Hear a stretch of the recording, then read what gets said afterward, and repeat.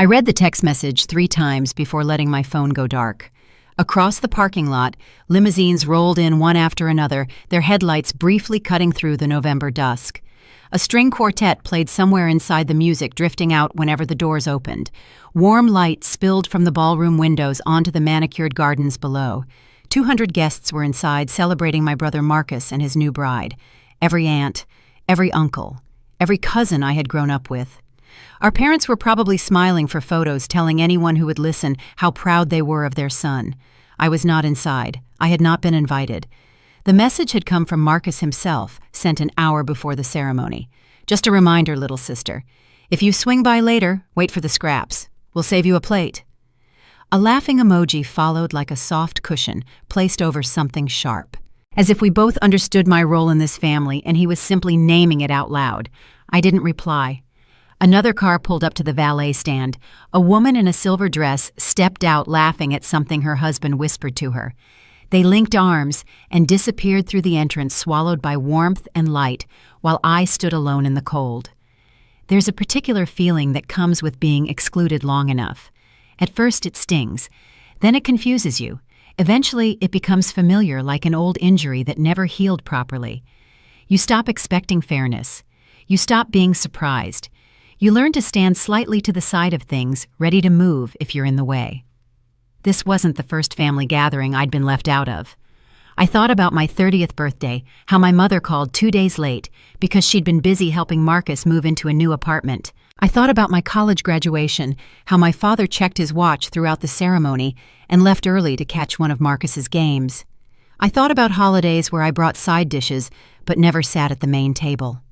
Family photos where I stood near the edge, half out of frame, like someone forgot I was there when they pressed the shutter.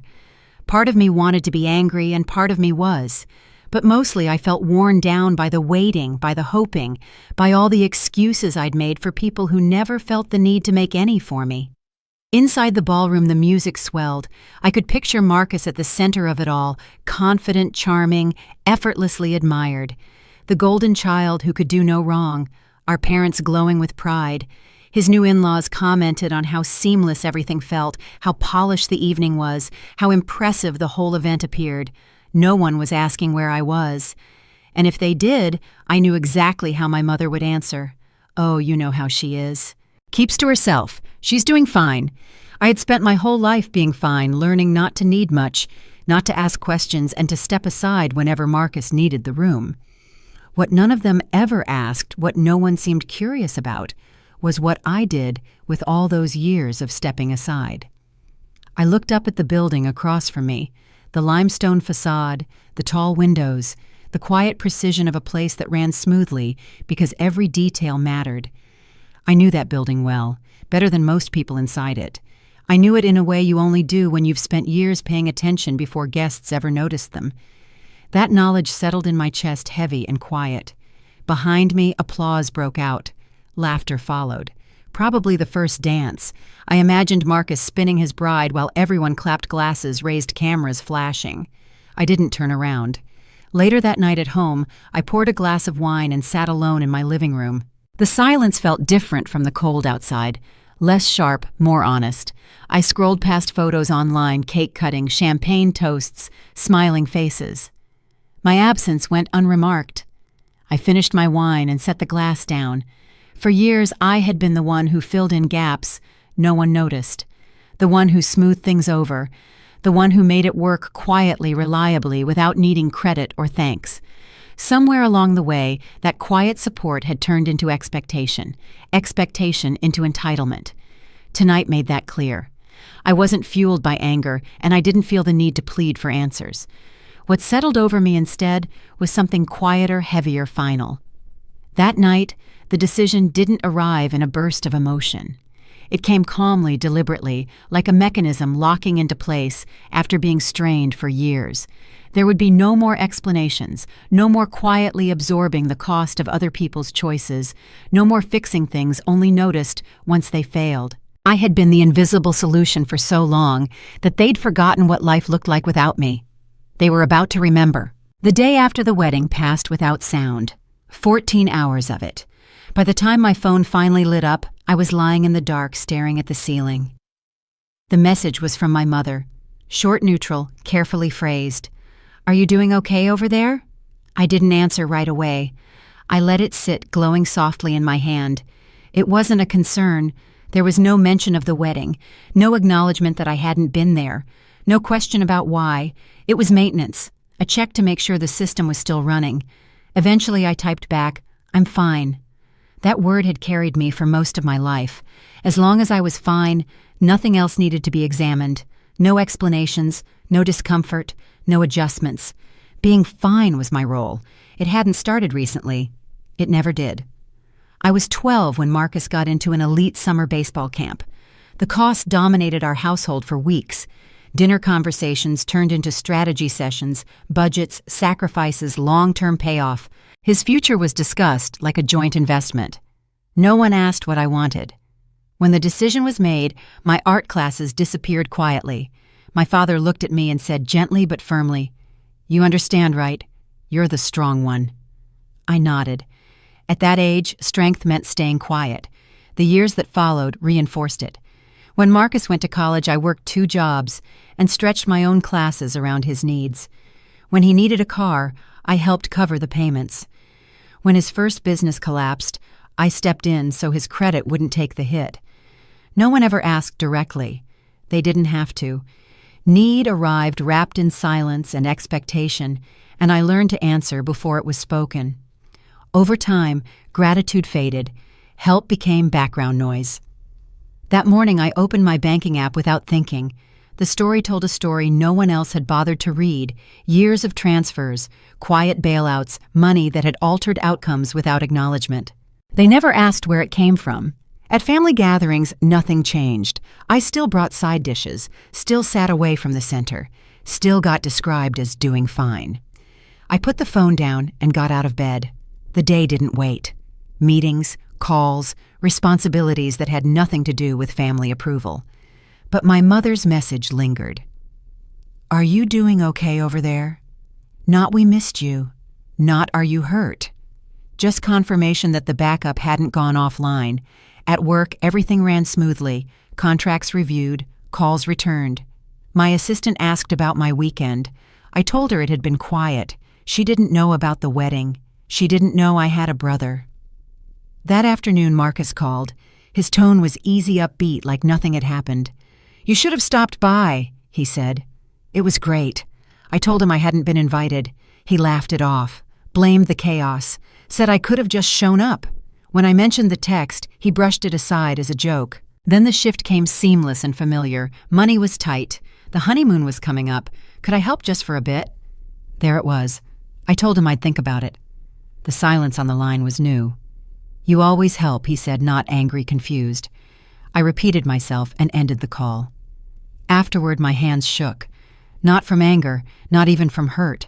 It felt like pressure releasing, like a structure that had held too much weight for too long finally cracking. They believed I would always be there, always absorb, always respond. For the first time, I wondered what would happen if I wasn't, and the thought didn't scare me. 2 weeks passed after the wedding, and life rearranged itself as if nothing unusual had happened.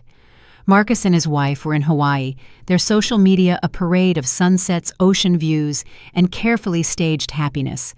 Every photo suggested ease, bare feet in sand drinks, sweating on white linen tables, captions about new beginnings.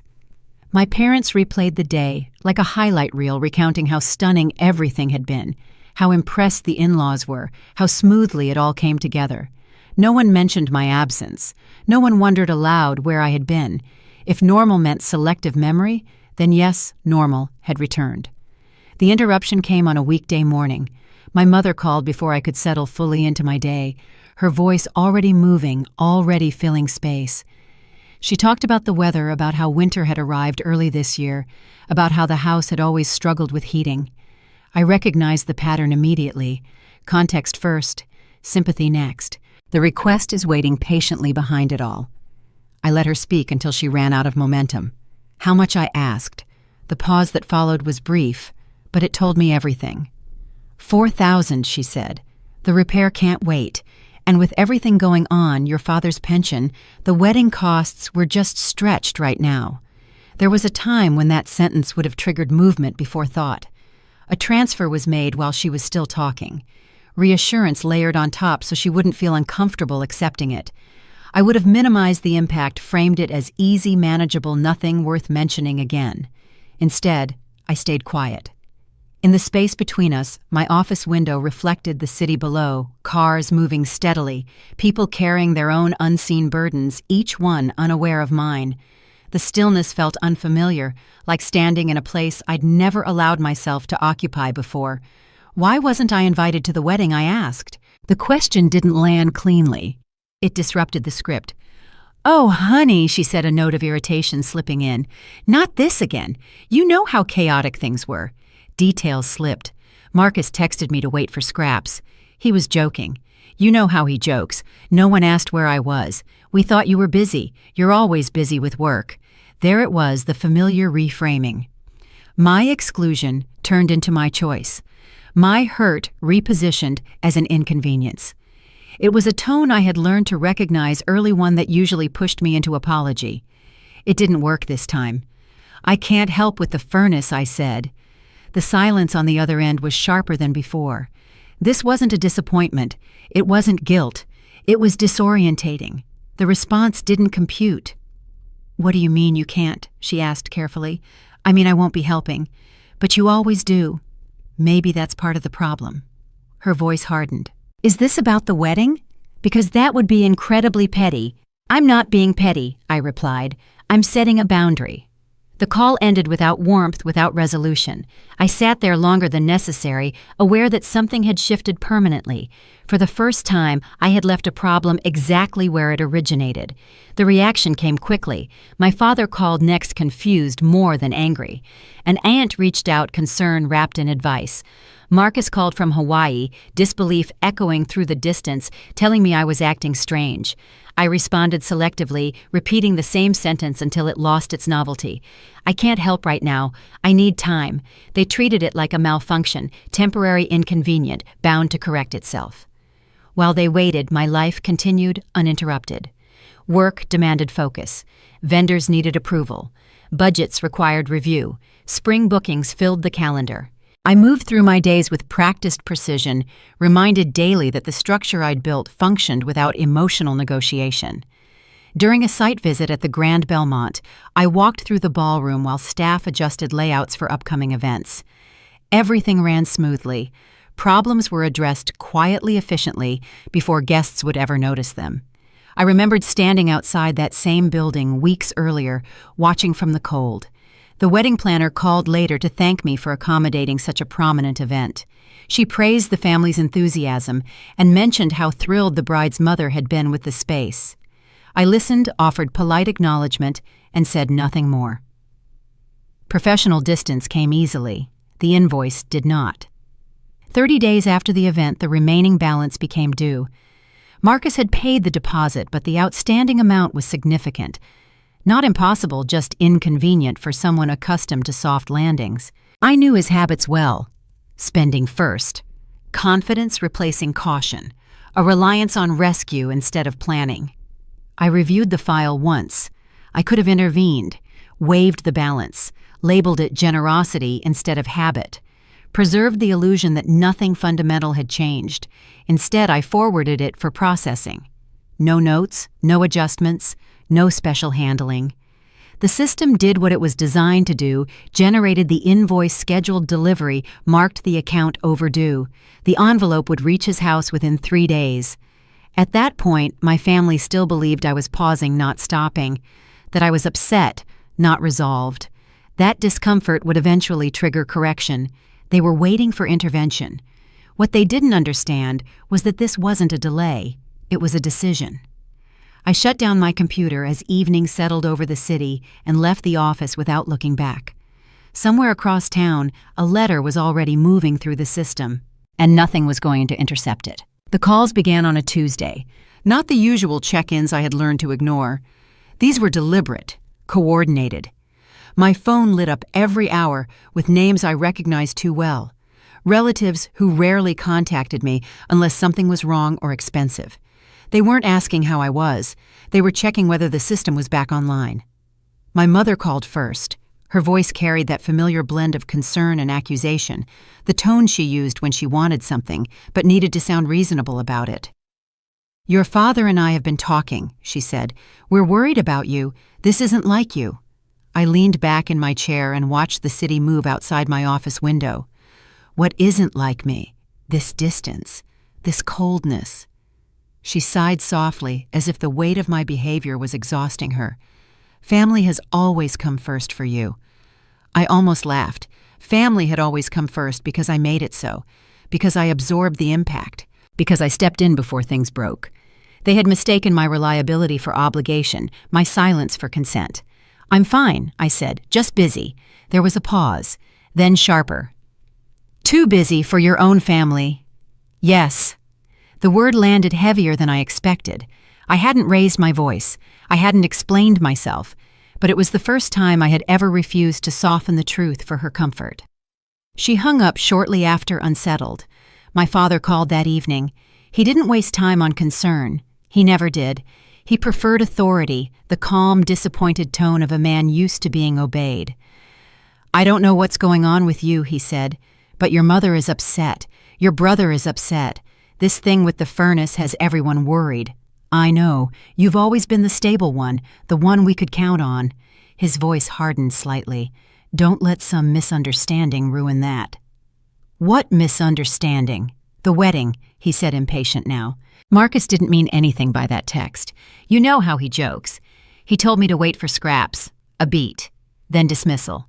"You're taking it too personally, and you're asking me to pretend it didn't happen.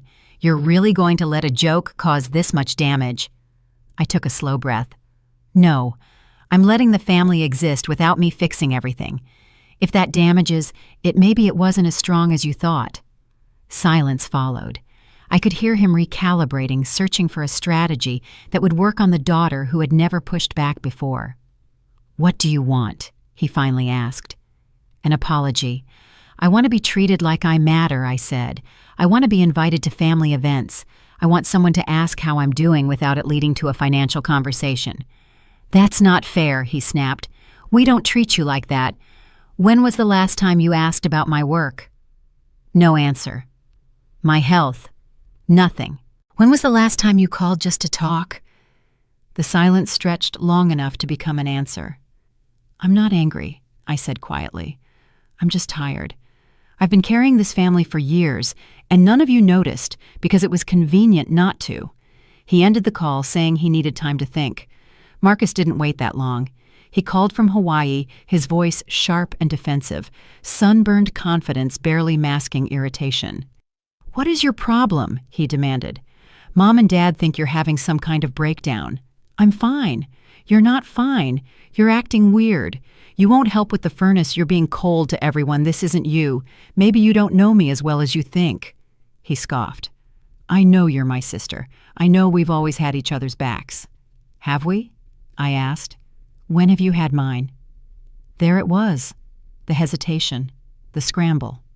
"I was always there for you," he said finally. "Name one time." Silence. Then irritation. "This is ridiculous. I'm not going to defend myself.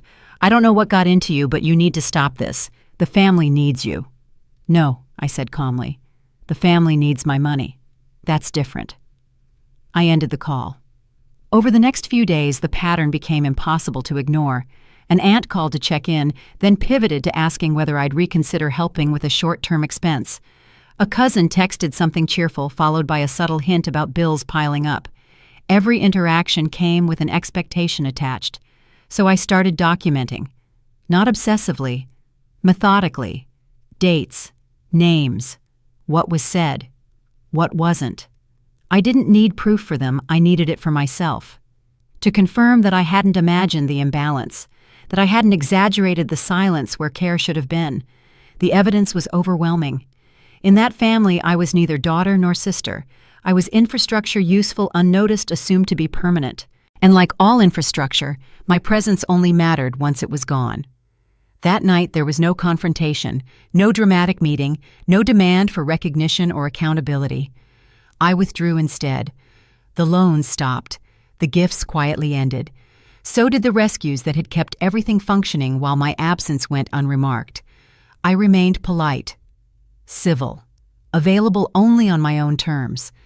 They mistook the silence for a phase, assumed I would cool down, believed I would eventually return to my assigned place once the discomfort passed. They were mistaken. They just hadn't felt the consequences yet. January arrived without fanfare, dragging ice storms and rolling blackouts behind it. The kind of winter that didn't just inconvenience people, but exposed weaknesses, old pipes, fragile systems, assumptions that only worked when conditions were mild. Streets disappeared under layers of gray slush. The city moved slower, conserving heat, conserving energy, bracing itself. I moved through my days with practiced precision. Mornings began at the office. Afternoons were spent on-site walking through half-finished spaces, listening to contractors debate marble cuts and lighting temperatures details most guests would never consciously notice, but would feel. The Grand Belmont was mid-renovation. Nothing flashy, no expansions, just refinement. Adjustments so subtle they bordered on invisible. Quiet work. Structural work. What I didn't do was reach out to my family. No New Year messages, no just checking in, no instinctive texts asking how they were holding up after the holidays. I didn't ask about the furnace. I didn't ask about the honeymoon. I didn't ask how married life was unfolding for Marcus. For the first time in my adult life, I stopped being the one who initiated. The silence that followed wasn't dramatic. It was revealing. One day passed, then another, then a full week. Nothing arrived in return. No missed calls, no worried messages, no casual updates disguised as care. The absence didn't escalate, it simply remained complete, uninterrupted. I had always believed I was choosing to be quiet when I stepped back. The truth was harsher. If I didn't pull the thread, there was nothing holding the fabric together. 2 weeks in, the realization settled with the dull certainty of a diagnosis you'd suspected but hoped to avoid. My place in the family had never been reciprocal. It wasn't emotional, it was architectural. I was reinforcement, not a relationship. Remove reinforcement and structures don't collapse immediately. They drift, they creak, they separate at the seams. Then the invoices began to surface. Weddings are expensive by design. Marcus and his wife hadn't economized. Premium catering, imported florals, custom photography packages.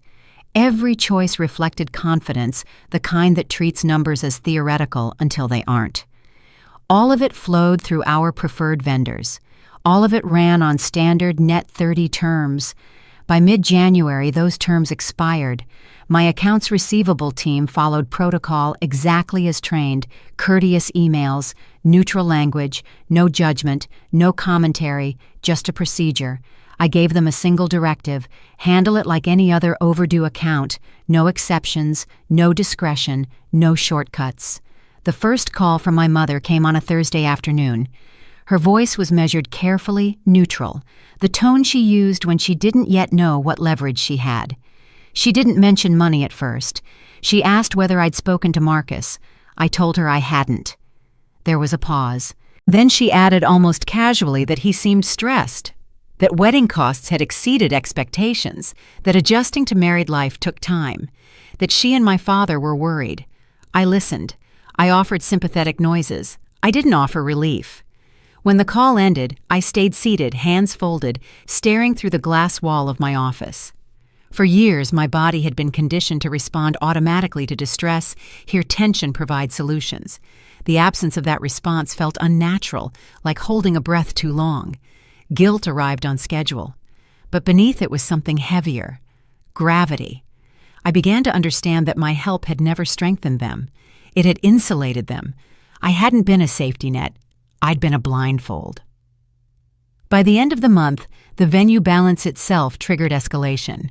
My team issued a formal notice, the kind that referenced timelines and credit reporting. I approved it without comment. Marcus called that night. He skipped pleasantries entirely. "They're threatening collections," he said, his voice tight. "Do you know what that does to credit? I can imagine." "This is insane. The venue's being aggressive. They're enforcing the contract." "You work in this world," he snapped. "You must know someone. Call them. Talk to whoever's in charge." That was the moment I understood something clearly. Marcus had never been curious about how I knew what I knew, or why I navigated spaces he found intimidating with ease. He didn't care about structure, only access. "I can't help with that," I said. A pause. Then disbelief. "You won't, I won't. You've changed." "Yes." I ended the call and turned off my phone. My father called the next day. He approached it differently. Calm, authoritative disappointment carefully wrapped in reason. He said the venue was being unreasonable. He said Marcus was under pressure. He said family doesn't let family drown. I told him evenly that I wasn't pushing anyone underwater. I was simply no longer holding them above the surface. The silence that followed was long. Then he asked, "When did you become like this?" "I didn't," I said. "I just stopped compensating." By February, the tension had spread. Marcus and his wife were arguing. My parents were scrambling. The money they assumed was accessible. The invisible buffer that had always absorbed shock was gone. And still they weren't panicking, because they believed they understood the problem. The wedding planner reached out that week, looping me into a clarification thread. Her tone was professional, precise. "The owner is very particular about compliance," she wrote. "Once notices are issued, there's no discretionary override." My mother latched onto the phrase immediately. The owner. That explained everything. In their minds, the picture was resolved neatly. I wasn't the authority. I was adjacent, a manager, an insider, someone with proximity, not power. It preserved their worldview without forcing a reckoning. They stopped calling me angry. They started calling me hopeful. "You must be high up," my mother said gently one evening. "Not the owner, of course, but it's important." Marcus echoed it days later, frustration softened by relief. "So you're not in charge. You're just involved. Just involved." They relaxed, convinced they'd found the boundary of my influence, confident they finally knew where my reach ended. I didn't correct them, because for the first time they weren't waiting for me to save them. They were waiting for someone else to fail. And I let them wait. By the end of February, the system they had relied on for years was exposed. Bills accumulated, credit tightened. Conversations shifted in tone, less confident, more urgent. I watched it happen without intervening, not detached, just no longer embedded. They still believed this was temporary, that I was withholding help, not removing it, that pressure would eventually trigger a correction.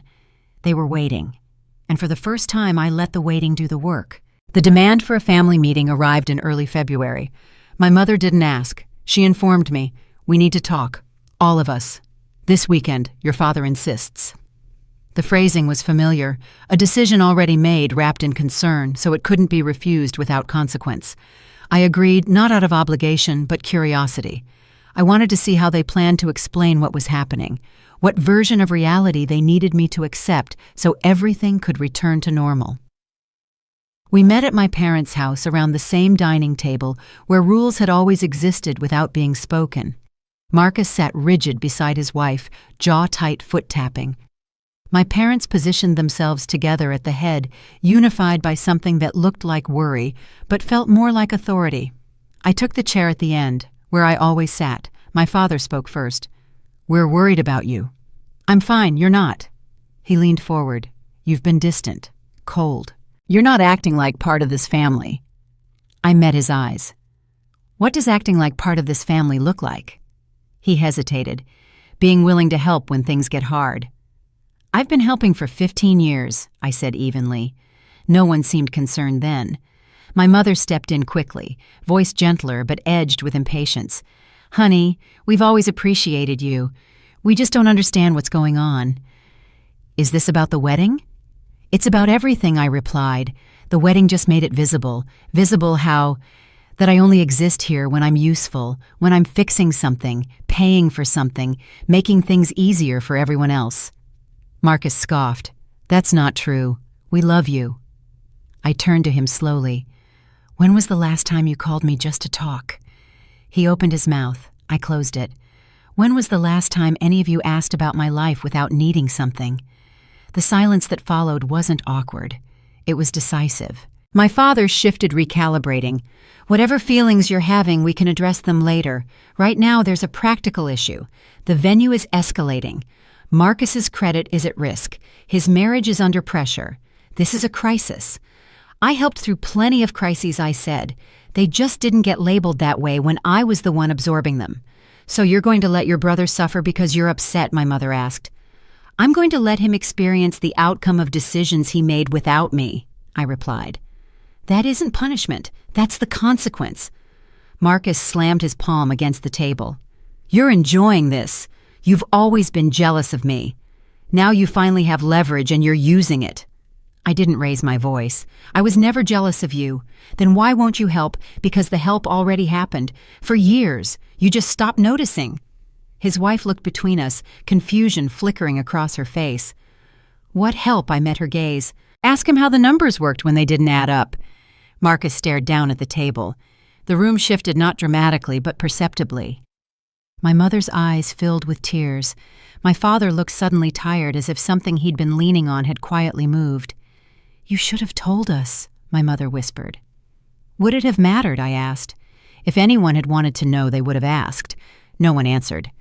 I stood smoothing my coat. I'm not angry. I'm just done pretending everything is fine while I disappear. You can handle the wedding bills. You can handle everything else too. I didn't wait for permission. Outside, the cold air felt sharp and clarifying. Behind me, voices rose, overlapping explanations. Frustration. Denial. For the first time, I didn't stay to manage it. By the time I reached home, I understood what they didn't. Nothing had been taken from them. I had simply stopped holding the system together, and it was already starting to wobble. And they still believed they understood where my limits were. March arrived without mercy. The storms came first, sheets of rain that rattled windows, whined, that howled through the streets, cold, that lingered longer than it should have. The city felt tight, compressed, as if everything was being squeezed inward. People stayed home, tempers shortened, bills piled up quietly the way they always do when winter refuses to let go. I stayed busy. Work gave me structure when everything else went silent. Contracts crossed my desk. Site visits filled my afternoons. Expansion plans moved forward indifferent to my family's unraveling. My calendar stayed full, my days orderly. There was comfort in that, knowing something in my life still responded predictably when I showed up. At home, the quiet was different. Not peaceful, not resolved. It was the kind of silence that stretches too long, the kind that feels less like calm and more like pressure, building behind a closed door. No calls, no texts, no attempts at small talk disguised as concern. Just absence. They were waiting. I knew that much. Waiting for me to blink. Waiting for the moment I would step back in and restore balance. Waiting for the system they depended on to restart itself. Bits of information reached me anyway. An aunt mentioned Marcus had been stressed. A cousin hinted that the wedding bills hadn't been settled. Someone else let slip that collections had been mentioned quietly at first, then more urgently. Marcus's credit score had taken a hit. His in-laws, once dazzled by the spectacle of the wedding, were starting to ask uncomfortable questions about finances they'd assumed were solid. My parents were struggling too. The furnace repair had gone on a credit card. Other expenses were stacking up, the mundane ones they'd never worried about before. Groceries, insurance, car maintenance, things that used to disappear quietly because someone else had always absorbed the shock. That someone was gone. I listened when I heard these things. I nodded when people talked around the truth. I felt the old instinct flare. You could fix this. You could end this spiral with one call. And then I did nothing. Letting go was not passive. It was active restraint. Every part of me had been trained to intervene at the first sign of trouble. I was conditioned to read distress like a language to translate discomfort into action. Silence had always been my cue to step in, not step back. Now I stayed still. I learned how loud absence could be. The guilt came in waves. Not dramatic, not overwhelming, but persistent. A low hum beneath everything else. I questioned myself in quiet moments. Is this cruelty? Is this punishment? Is this really necessary? But every time doubt surfaced, something else answered it. Memory. Years of smoothing things over, years of being the backup plan no one acknowledged, years of solving problems before they were even labeled as problems. I hadn't created their dependence, but I had sustained it. Stopping didn't make me cruel, it made me honest. By the end of March, the situation had become impossible to ignore. Marcus and his wife were arguing openly about money, not whispers anymore. Full conversations that ended abruptly when other people entered the room. The shine of newlywed optimism was wearing thin, replaced by the stress of numbers that didn't add up. My parents tried to help him. They couldn't. For the first time, they were confronting a reality they'd never examined closely. Their finances only worked because I had been quietly reinforcing them. Without that reinforcement, everything felt fragile. They still believed I would return, that this was temporary. Early April brought the request I'd been expecting. Marcus asked to meet. No anger this time, no entitlement, just a short message asking if we could talk somewhere neutral. I agreed, more curious than cautious. I wanted to see who he was without the safety net beneath him. We met at a small cafe downtown. It was quiet, the kind of place where conversations stay low and private by default. Marcus looked different, older, not just tired, worn. The confidence he usually carried like armor was thinner, now cracked in places he hadn't bothered to repair. He didn't start with accusations. "They're saying the venue is being aggressive," he said after we sat down. His voice was careful, controlled, unreasonable. "They won't budge." I stirred my coffee once, watching the surface ripple. "They're not being aggressive." He frowned. "Then what are they doing?" I looked up. "They're following instructions." Mine. The words didn't land all at once. At first he just stared at me, confused, processing. Then his expression shifted subtly, but unmistakably, as the implication found its way through his assumptions. "What do you mean? Yours?" he asked. I didn't rush to explain. I didn't clarify. Didn't soften the edges or fill the silence. I let the meaning sit between us, heavy and unresolved. Color drained from his face slowly, as if understanding was something his body resisted before his mind caught up. He leaned back, gripping his cup too tightly, knuckles pale. "You're saying," he started, then stopped. "I'm saying you signed the contract," I replied. Calm, even. "And the terms are being enforced." The space between us felt suddenly enormous. He glanced around the cafe as if expecting someone to interrupt, to laugh, to correct me. No one did. The world kept moving. Cups clinked. A barista called out an order. "You knew," he said finally. Not angry, not accusing, just stunned. Yes, that was it. No speeches, no explanations, no victory lap. The truth didn't need embellishment. He sat there for a long moment, staring at the table, at the place where his certainty used to be. I could almost see the mental recalibration happening, the past being reinterpreted through a new lens. Old interactions suddenly weighted differently. When I stood to leave, he didn't stop me. He didn't argue, didn't demand anything. He just watched me go, eyes fixed on the gap I left behind. Outside, the air had warmed. Spring was finally asserting itself, sunlight cutting through clouds, the city shaking off winter in small, deliberate ways. I walked to my car feeling lighter than I had in months, not triumphant, not vindicated, relieved, because for the first time I wasn't carrying something that never belonged to me in the first place. The support had stopped, and everything was finally being seen for what it was. April arrived without ceremony. No storms, no sharp turns, just longer days and gentler light, the city easing into spring, while my family remained suspended over unstable ground. The chaos hadn't exploded, it had settled. Quiet, persistent, unavoidable. They couldn't fix this without me. That realization was what finally brought my mother to my office. She arrived unannounced on a Tuesday afternoon.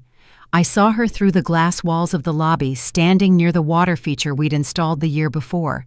She looked smaller there, uncertain in a space built for confidence. Her hands gripped her purse too tightly. She glanced between the reception desk and the elevators, unsure which direction belonged to her. I didn't move at first. I watched her the way you watch someone hesitate at the edge of unfamiliar ground. At home, she was decisive, especially where Marcus was concerned. Here, stripped of context and authority, she looked lost. The lobby moved around her with quiet precision. Staff passed by. Phones rang softly. Elevators chimed. The scent of fresh lilies drifted through the air. Every detail had been chosen deliberately. It was a world I had built without her noticing. When I stepped into view, relief crossed her face so quickly it almost hurt to see. I didn't hug her. I didn't ask why she hadn't called. I nodded and led her down the corridor to my office. The door closed behind us. She didn't sit right away. Instead, she walked to the windows, staring out at the skyline as if trying to place herself inside it. Her gaze drifted to the shelves, awards-framed photos, architectural models aligned with care. "This is yours?" she asked. "Yes." "All of it." Her voice wavered. "The Grand Belmont." "The others I own the parent company," I said. "This is where we manage everything." She sat down slowly, like her legs had reached a limit before her mind had. Her eyes kept moving, cataloging, comparing. "I didn't know," she said, not as an accusation, as a confession. "You didn't ask," I replied. The words weren't sharp. They didn't need to be. She flinched anyway. For a moment she looked like she might defend herself, reach for the familiar explanations. "We were busy. We trusted you. You never needed anything." The shape of those excuses hovered between us. Then she didn't say anything. She started to cry, not loudly, not dramatically, just the steady release of something held together for too long. "We failed you," she said. The words landed heavily. I had imagined this moment before her apology, my vindication. In those versions, I stood taller, harder, untouched. Sitting across from her now, watching her shoulders shake, I felt none of that. I felt grief. "Yes," I said, "you did." She nodded, breathing uneven. "I don't know how to fix it. I don't know if a lifetime of being overlooked can be undone. But I need you to know. I see it now. I see what we did." She wiped her eyes. "We treated Marcus like he was made of gold, and you like you were made of iron. We assumed iron wouldn't break. I was told I had to be the strong one," I said. "You were," she replied, "but you shouldn't have had to be. We should have protected you too." The honesty unsettled me. It dismantled the defenses I had built against excuses, against denial. I let the silence stretch. She looked older than I remembered. Regret had settled into her face, deep and unflattering. For the first time, I understood something clearly. She hadn't been cruel. She had been comfortable. And I had made that comfort possible by never asking for space. I'm not ready to forgive everything I said. I may never be. But I'm willing to try something different. A relationship where I'm not invisible. She nodded immediately. "That's fair. There's one more thing," I said. "The money stops. All of it. I'm not supporting the family financially anymore. I'm not fixing Marcus's debt." She didn't argue. She didn't plead. "I know," she said. "Marcus told me." I watched her carefully. This was the moment I used to step in, reassure, soften. "Does knowing change anything?" I asked. She thought for a long time. "It makes me proud," she said finally, "and ashamed." We talked for over an hour after that, about her health, about my work, about memories we had never said out loud. Nothing was repaired, nothing was erased, but it was real. When she stood to leave, she hugged me, really hugged me. Something tight and long-held loosened in my chest. That night driving home, I understood it clearly. This hadn't been a favor. It was a boundary. And for the first time, it held. The industry conference in May was supposed to be forgettable. It was the kind of event I had attended for years, regional, predictable, useful, mostly for maintaining relationships rather than creating new ones. Venue owners compared notes on staffing challenges. Event planners exchanged vendor recommendations. Everyone wore the same polite smiles and said the same careful things. I had always kept a low profile at these gatherings. I showed up, listened more than I spoke, and left early. Visibility had never been my goal. Stability was. This year, that strategy failed. A month before the conference, my operations director forwarded me an email from the organizing committee. I had been nominated for an award recognizing excellence in venue management, something about innovation, growth, and sustained quality across multiple properties. I declined. At least I tried to. I told them I was unavailable, that I didn't like public recognition, that someone else on my team would be a better representative. All true, none accepted. My team pushed back harder than the organizers did. They reminded me that this wasn't about my comfort. It was about credibility, about signaling to clients, partners, and staff that the work we'd done quietly for years mattered. Eventually, I agreed. I chose a simple black dress and arrived late, intending to sit near the back and leave as soon as my obligation was fulfilled. I had no intention of making a night of it. The ballroom was larger than I expected. 300 people, maybe more, round tables filled with industry professionals, soft lighting a stage dressed for ceremony rather than networking. The MC gave a long speech about creating spaces where life milestones happened, about responsibility, about trust. Then he said my name. Walking to the stage felt unreal. Applause rose, not polite, not obligatory, but warm. I saw faces I recognized only vaguely. People I had worked with indirectly for years now, looking at me with something like acknowledgement. I accepted the award and spoke briefly. I thanked my team. I thanked our staff. I thanked the clients who trusted us with moments they could never redo. I did not mention family. I did not mention sacrifice. I did not explain myself. Afterward, I couldn't leave. People stopped me constantly. Venue owners I had quietly outperformed wanted advice. Planners I'd worked with once asked about availability months in advance. A reporter from an industry publication requested an interview. By the end of the evening, my name had been photographed, tagged, shared. Industry newsletters picked it up. Social media did what it always does, connected dots. I had spent years keeping separate. It didn't take long for that information to reach my family. My aunt called first, breathless. "You were on the news." "Something hospitality related. I had no idea you were such a big deal." I minimized it instinctively. Old habits. But there was no undoing it. Within days, everyone knew. The reactions were uneven. Some relatives were offended, deeply unsettled by the idea that I had been capable of enforcing a contract against my own brother. They framed it as coldness, as ambition unchecked by loyalty. Others were impressed, quietly so. These were the ones who had always sensed the imbalance, but never challenged it. A few reached out privately to say they understood, that they had noticed how differently Marcus was treated, that they had wondered occasionally why I was always present, but never centered. Family gatherings shifted. I attended a couple cautiously. Conversations paused when I entered the rooms. People asked questions they had never bothered to ask before about my work, my travel, my plans. The attention was awkward, unpracticed, like a language learned too late. I remained polite, cordial, distant. This new visibility did not feel like victory. It felt like exposure. Marcus and I did not speak for most of the summer. Our only communication was transactional payment schedules, deadlines, confirmations. Nothing personal, nothing reflective. Then Jessica reached out. She asked to meet for coffee, her message careful and direct. When we sat down, she didn't waste time. "I owe you an apology," she said, "for the wedding, for not asking questions, for believing what I was told instead of wondering why something didn't feel right." "You didn't know," I replied. "I should have wanted to know," she said. "I'm learning things now, about Marcus, about how much of our life was curated."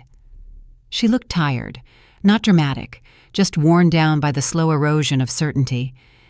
"I don't know what that means yet," she continued, "whether it changes anything. But I need you to hear that I see it now." I believed her. We talked for a while, not about money, not about blame, about disorientation, about realizing you married a story instead of a person. Before we left, she said something that stayed with me. "He talks about you differently now, like he's recalibrating." "Respect that arrives late isn't the same thing," I said. "No," she agreed. "But it's still a shift." That summer, my business continued to grow. New partnerships formed. Expansion plans solidified. Opportunities arrived without fanfare, without confrontation. The work spoke for itself. At the same time, my family was adjusting to a new reality, one where my presence was no longer assumed and my absence had weight. I didn't celebrate that. I simply noticed it. Power doesn't always announce itself. Sometimes it expands quietly, reshaping the room while you're still standing in the same place. And for the first time, the world was finally adjusting to me, not the other way around. What surprised me most was how little effort it required. For years, I had believed visibility demanded performance assertion, explanation, correction.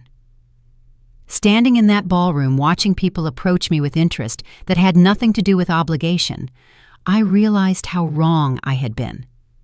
Authority didn't need to announce itself. It simply needed to be recognized.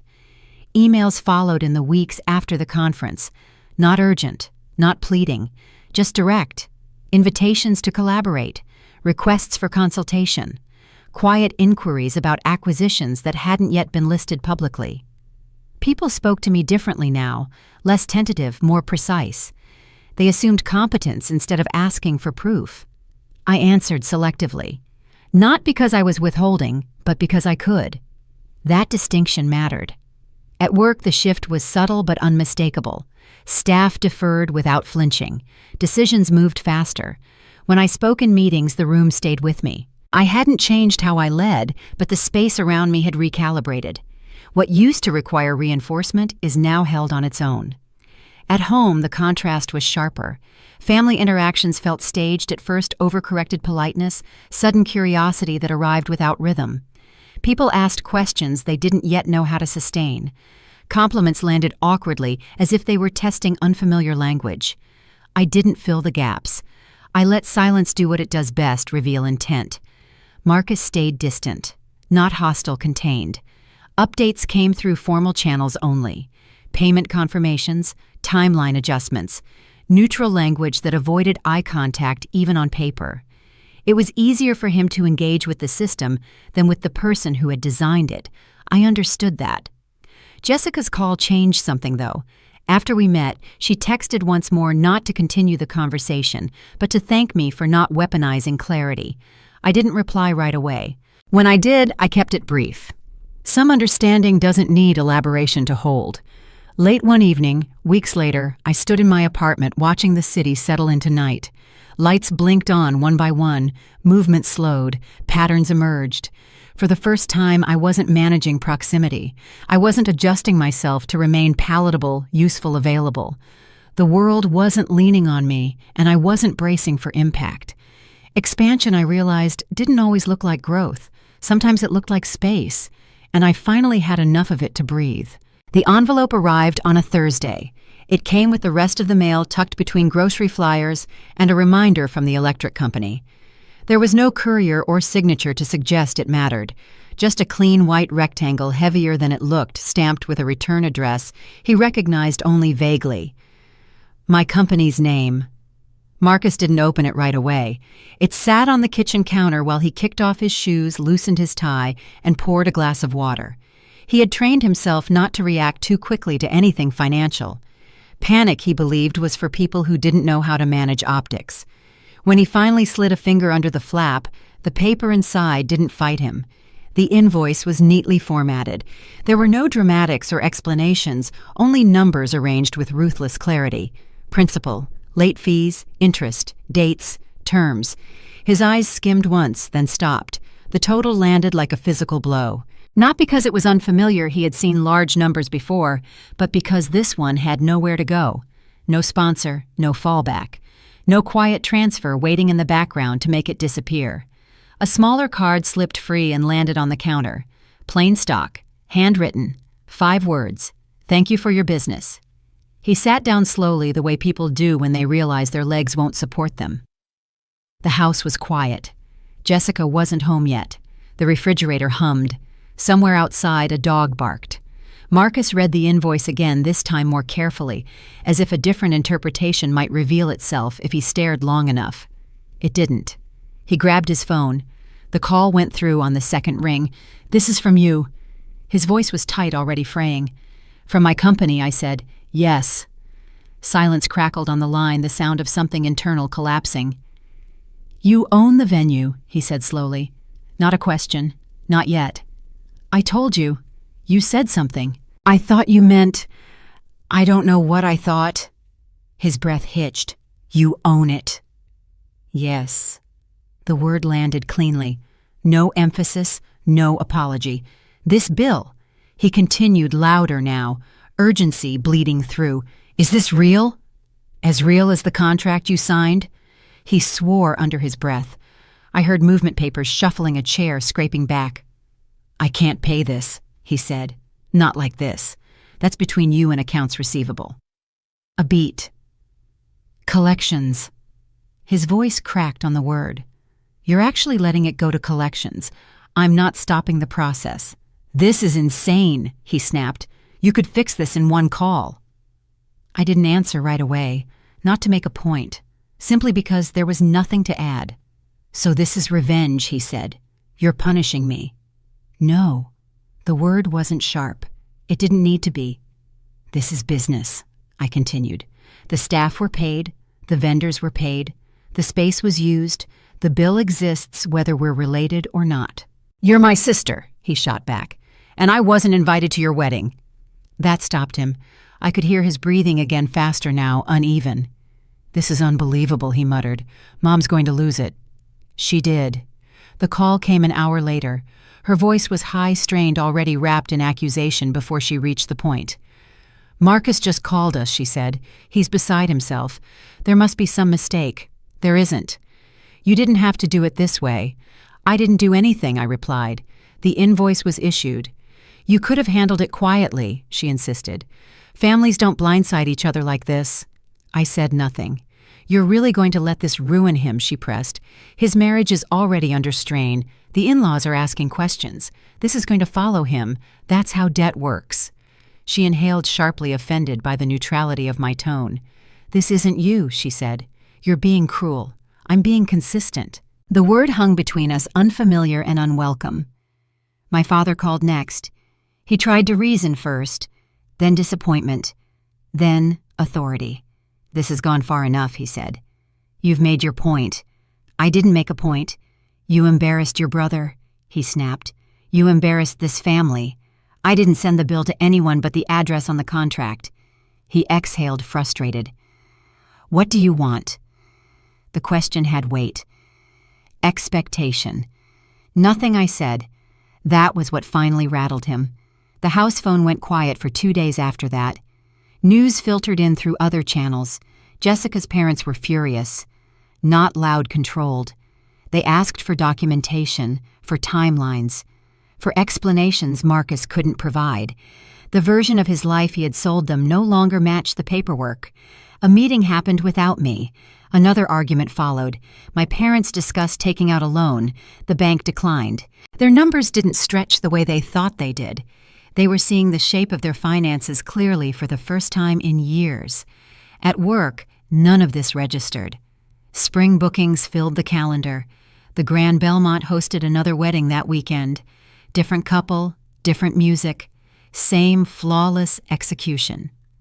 I walked the floor during teardown, checking details, approving next steps. The system worked. The invoice remained unpaid. Formal notices went out. Dates were logged.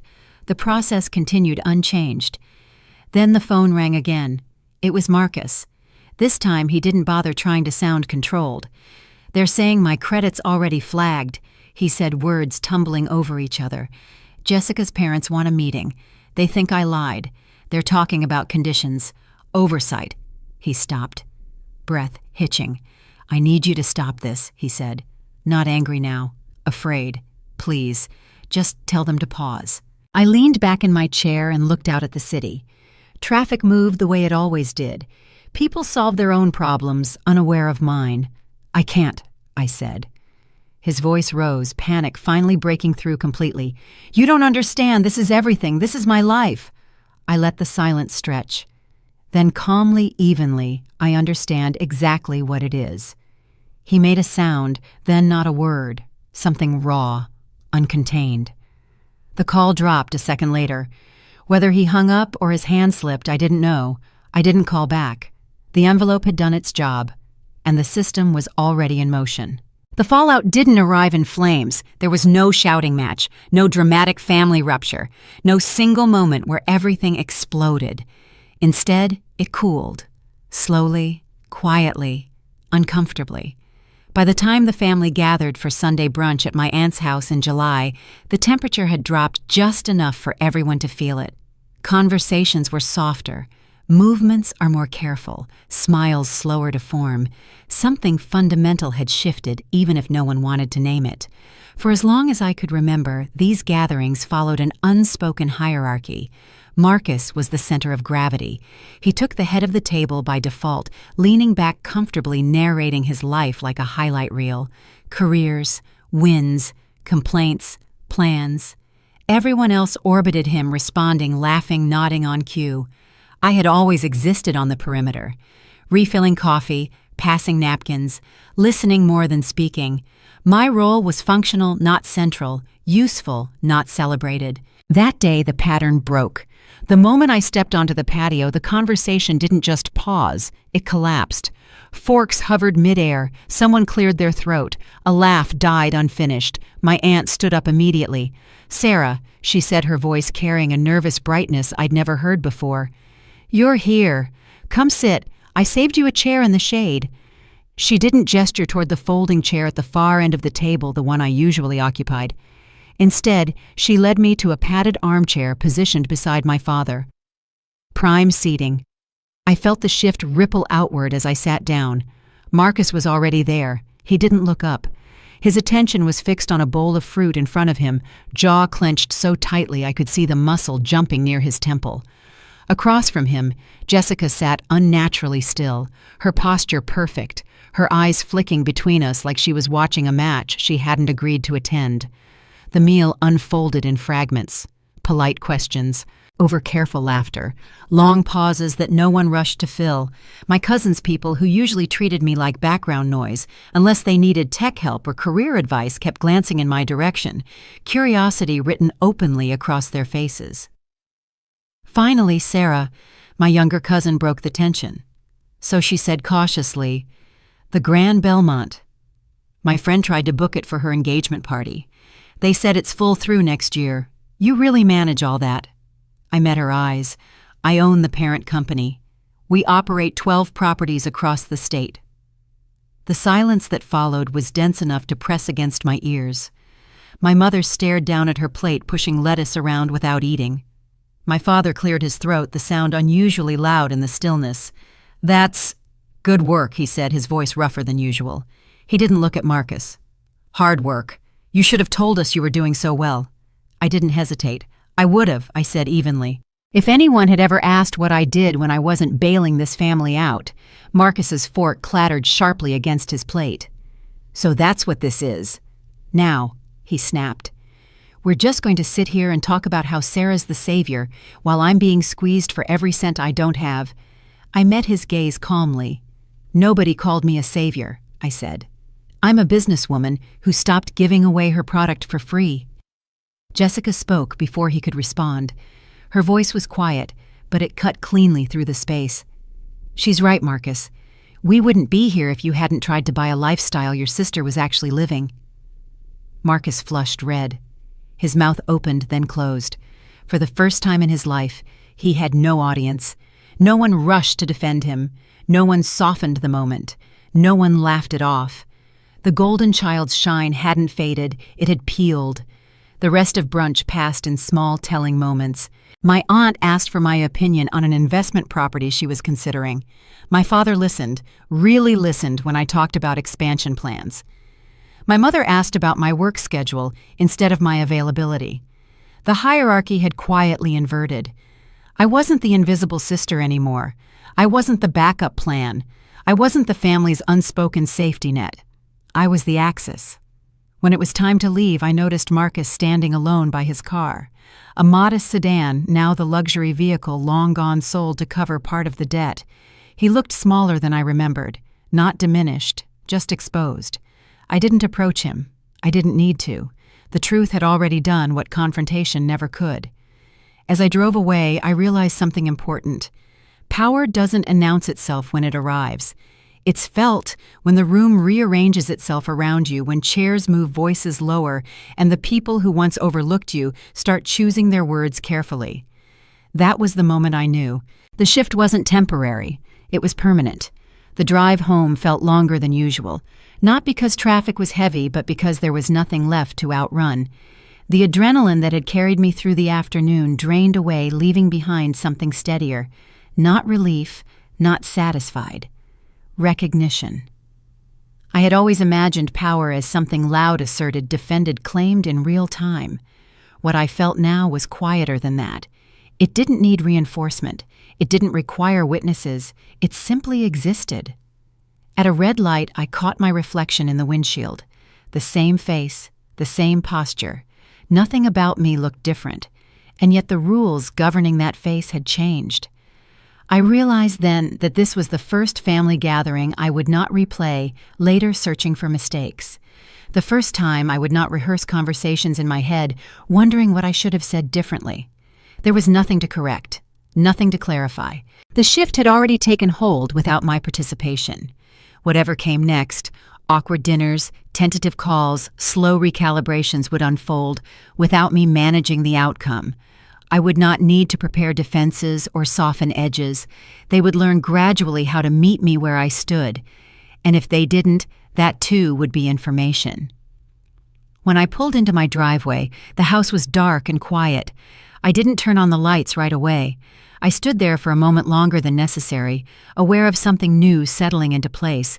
For the first time, my life felt aligned, not balanced aligned, and I knew with an unexpected calm that nothing in that room would ever return to its previous shape. Fall arrived without announcement. Leaves gathered along sidewalks. Mornings cooled. The year began to fold inward slower, now more deliberate. The wedding venue debt was nearly paid. My family had settled into new rhythms, not healed, not restored, but no longer bleeding. Functional, honest, less performative. One Saturday morning, I sat at my desk reviewing the year's numbers. Record revenue, record bookings, expansion ahead of schedule. My team moved with confidence, building without panic. 15 years of quiet work had compounded into something solid, something that didn't require my constant intervention to survive. But the numbers weren't what stayed with me. What stayed with me was the parking lot outside Marcus's wedding, the glow from the ballroom, music leaking into the cold. His text told me to wait for scraps. I remembered how small I had felt, how easily dismissed, how invisible. I don't feel small anymore. The distance between that parking lot and this office hadn't been crossed by success alone. It had been crossed through discomfort, through boundaries that looked like betrayal, through restraint mistaken for cruelty by people used to my sacrifice. I had watched my family struggle with consequences I once absorbed without comment. None of it had been easy. All of it had been necessary. I thought about my mother sitting across from me in this very room, her tears, her quiet admission that they had failed me, about my father's pride offered late, but honestly, about Marcus slowly shedding entitlement, learning that confidence and assumption were not currencies that always cleared. The hardest truth was this: none of them were villains. They were ordinary people repeating patterns they had never questioned because I made it possible not to. I had paid the emotional and financial costs so consistently that the system felt invisible until I stepped away. Change didn't come quickly, but it came. My parents called now without needing anything. They asked about my work because they were curious, not because it might be useful. They remembered my birthday. Invitations arrived with intention. Marcus and I remained cautious. We met once a month, awkward, careful conversations where we learned how to speak as people instead of roles. He never offered a dramatic apology for the wedding. He didn't need to. His behavior carried what words would have cheapened. The bill was paid in full by October.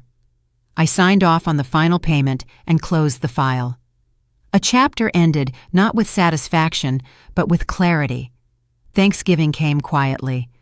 For the first time in years, I sat at the family table without tension tightening my chest, not because I had endured enough, but because I had stopped negotiating my worth. My mother asked about expansion plans. My father asked about travel.